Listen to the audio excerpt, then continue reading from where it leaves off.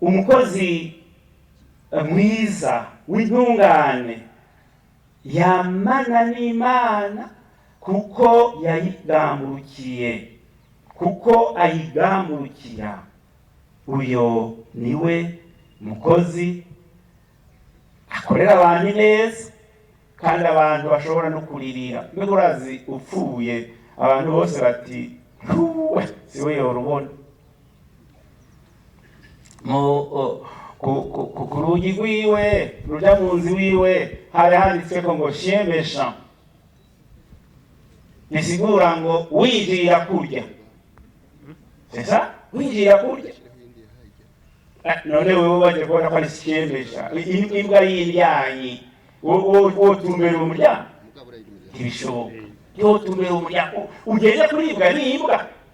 Oya, mu bisanzwe kandi uwo mukozi n'uwo muntu agira ivyo, mu by'ukuri dusubiza amaso inyuma tugashyira mu bwenge no mu buzirikanye nyakuri, dusanga uwo muntu yanditse ku muryango wiwe ngo chien méchant, abagomba gusigura ko aho hantu haba imbwa.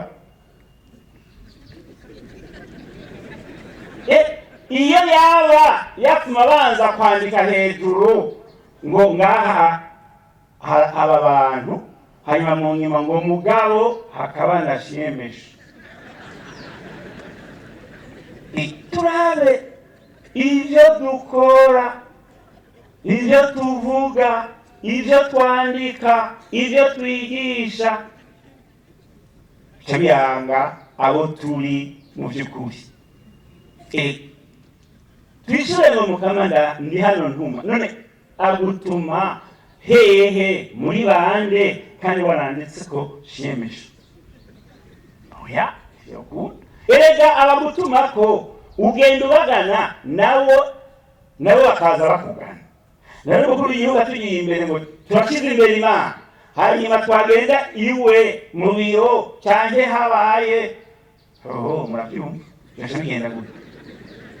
Abwizwa nyine cyubahiro mukuru w'igihugu kwakira abarundi bose. Muramuzi Murundi wewe yamaze kuba akarorero keza. Ubu nani gafise WhatsApp yiwe, nimero ya telefone yiwe. None mwumva hari chien méchant yanditse? Twumve turafise akarorero.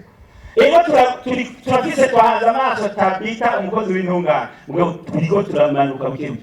Abakozi b'intungane ngaho iwacu barimwo, ariko kandi n'abakozi ba sekibi. Nta mwongo uri sato.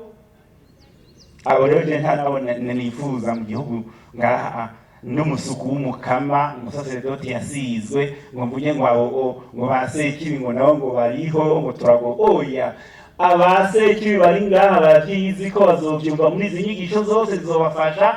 Bace bava ngaha babaye abana b'Imana n'abana b'Ekristo. Bace bapfukama tububike tw'ibiganza, twambaze umutima w'Imana, twambaze kare, tubahezagire bose cyane. Haleluya.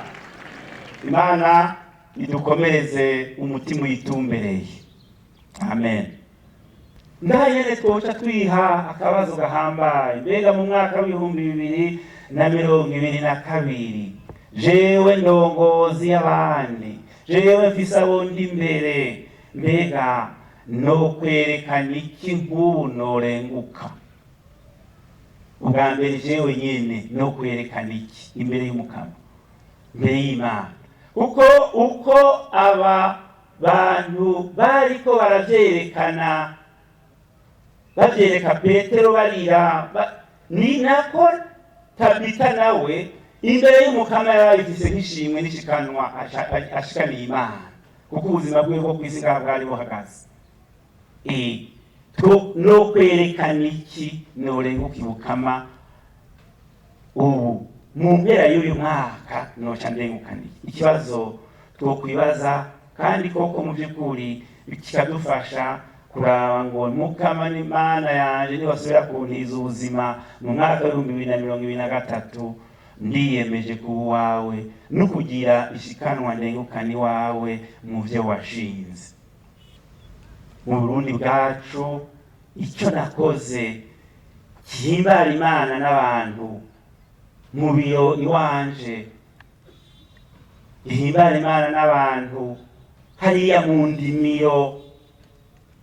Niyemeje nk'indongozi kugira ngo ndayerekane iyo ndimiro yanjye, ndayitunganya ndayerekane uko mba akarorero mu biro, mu majambo y'inyigisho, mbe n'akarorero no muri icyo gikorwa gihambaye kigaragara kiboneka, umwe wese ashobora gusoma atarinze kuvuga cyangwa atarinze gufata indome, mugabo akagisomera mu bikorwa bigaragara, mu bimera nateye, mu vyeze ndiko ndasoroma.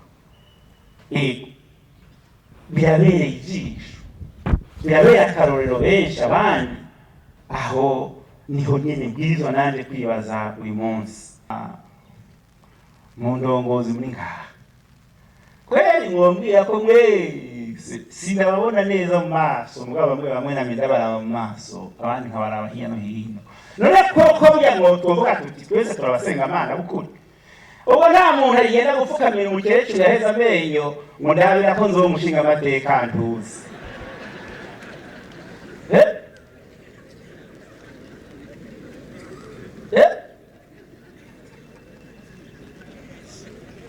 Abanyarwanda barabona ngaha baca babyibuka. Rego mu nyigisho dusangira cyane cyane ku munsi y'Imana, aho hantu ndahagara muri mwebwe hari n'abantu iyo myuka mushishikara yo kuyikwegera mukaza, kandi mugaca mubona n'abakozi b'umukama, abasuku b'umukama, abasaserdoti cyangwa abapasiteri bariko barasenga bakora ibitangaza ku izina ry'Imana, nk'uko Petero twumvise abaye intumwa y'Imana akaheza agasubiza ubuzima Tabita. Mugaca mugomba kunywanisha ubwo bupfumu n'ubupfu. Ubwo bupfumu ni kuvuga umupfumu, ni kuvuga umupfu muntu. Je mwari mubizi, ni kuvuga umupfu muntu, ni kuvuga umuntu agenda yarapfuye.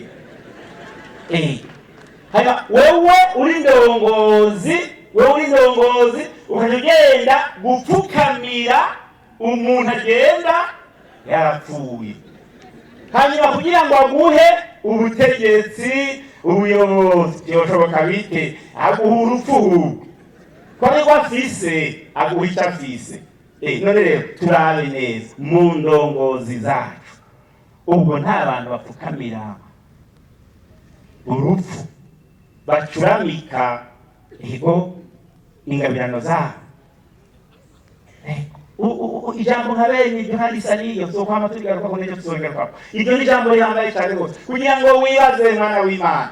Iteka n'ingingo, ubutumwa, igikorwa kigoroye gitangwa n'umukama Imana mushobora byose, se umukama wacu Yesu Kristo, katangira muri Yesu Kristo nyene, kubwa Yesu Kristo nyene mu bubasha bwa mutima mweranda.